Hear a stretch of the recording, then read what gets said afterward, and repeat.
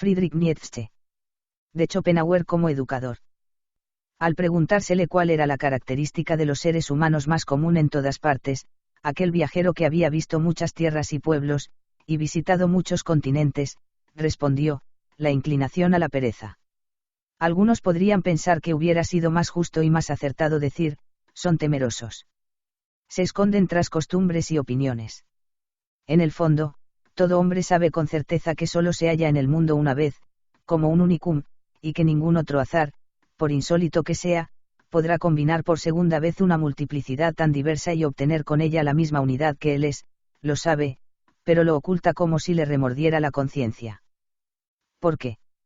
Por temor al prójimo, que exige la convención y en ella se oculta. Pero, que obliga al único a temer al vecino, a pensar y actuar como lo hace el rebaño y a no sentirse dichoso consigo mismo.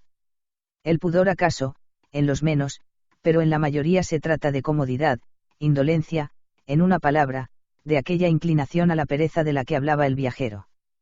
Tiene razón, los hombres son más perezosos que cobardes, y lo que más temen son precisamente las molestias que les impondrían una sinceridad y una desnudez incondicionales. Solo los artistas odian ese indolente caminar según maneras prestadas y opiniones manidas y revelan el secreto, la mala conciencia de cada uno, la proposición según la cual todo hombre es un milagro irrepetible. Solo ellos se atreven a mostrarnos al ser humano tal y como es en cada uno de sus movimientos musculares. Único y original, más aún, que en esta rigurosa coherencia de su unidad es bello y digno de consideración, nuevo e increíble como toda obra de la naturaleza y en modo alguno aburrido. Cuando el gran pensador desprecia a los hombres, desprecia su pereza, porque por ella se asemejan a productos fabricados en serie, indiferentes, indignos de evolución y de enseñanza. El hombre que no quiera pertenecer a la masa únicamente necesita dejar de mostrarse acomodaticio consigo mismo, seguir su propia conciencia que le grita, sé tú mismo.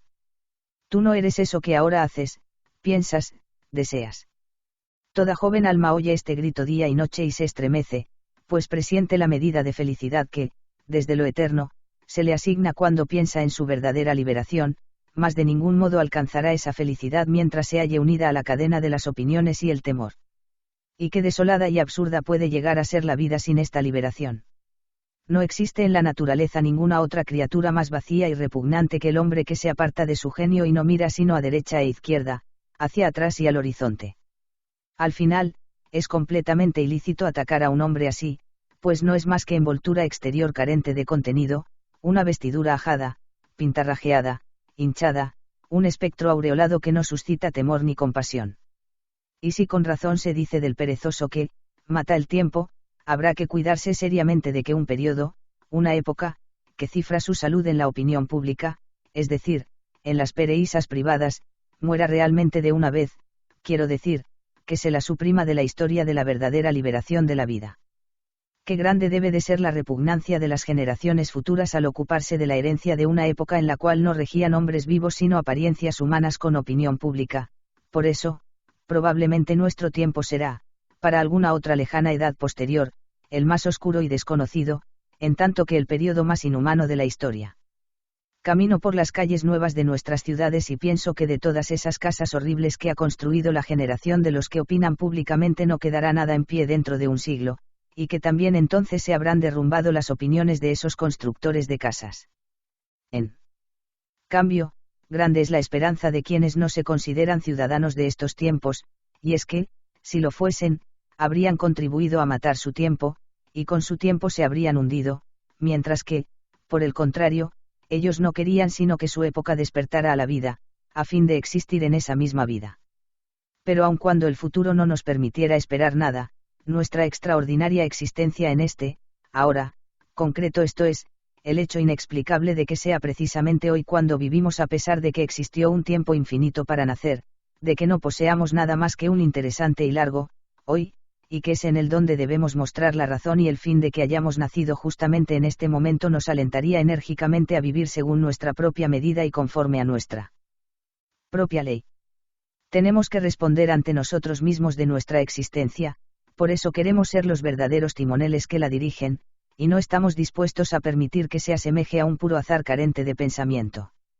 Esta existencia requiere que se la tome con cierta temeridad y cierto peligro, sobre todo cuando, tanto en el mejor como en el peor de los casos, siempre acabamos perdiéndola.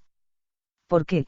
Pues, depender de ese pedazo de tierra, de esa profesión, porque ocuparse en oír lo que dice el vecino. Es puro provincianismo comprometerse con opiniones que un par de cientos de millas más lejos ya no comprometen. Oriente y Occidente son trazos de tiza que alguien dibuja ante nuestros ojos para burlarse de nuestro temor. Quiero hacer el intento de alcanzar la libertad, se dice el alma joven, y, sin embargo, se lo impedirá el hecho meramente causal de que dos naciones se odien y se combatan, o que haya un mar entre dos continentes, o que en torno a ella se enseñe una religión que, no obstante, hace un par de milenios aún no existía. Nada de esto eres tú, se dice el alma. Nadie puede construirte el puente sobre el que precisamente tú tienes que cruzar el río de la vida, nadie, sino tú sola. Verdad es que existen innumerables senderos y puentes y semidioses que desean conducirte a través del río, pero solo a condición de que te vendas a ellos entera, más te darías en prenda y te perderías. Existe en el mundo un único camino por el que nadie sino tú puede transitar, ¿a dónde conduce? No preguntes, síguelo. ¿Quién fue el que pronunció la sentencia? Un hombre no llega nunca tan alto como cuando desconoce a dónde puede conducirlo su camino. Pero, ¿cómo podremos encontrarnos a nosotros mismos? ¿Cómo puede el hombre conocerse? Se trata de un asunto oscuro y misterioso, y si la liebre tiene 7 pieles, bien podría el hombre despellejarse 7 veces 70, que ni aún así podría exclamar. Ah. Por fin. Este eres tú real. ¿Te está gustando este episodio? Hazte fan desde el botón Apoyar del podcast de Nivos. Elige tu aportación y podrás escuchar este y el resto de sus episodios extra. Además, ayudarás a su productor a seguir creando contenido con la misma pasión y dedicación.